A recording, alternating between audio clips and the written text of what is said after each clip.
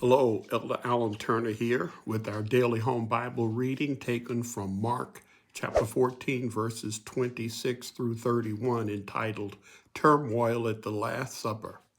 Have you ever overestimated how you would respond in a certain situation? Well, in our passage today, that's just what one of Jesus's followers did. Jesus and his followers had just left their last meal together before Jesus went to be crucified.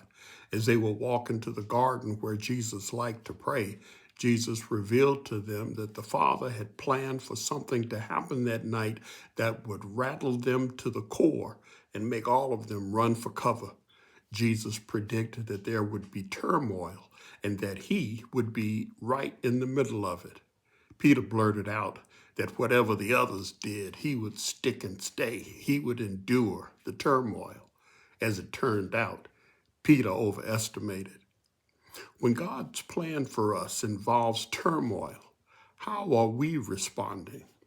Are we freaking out and running scared?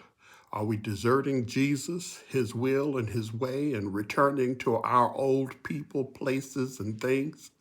Or are we enduring the turmoil, trusting in the wisdom of God, imploring the power of the Holy Spirit, holding tightly to our testimony, and emerging victorious on the other side?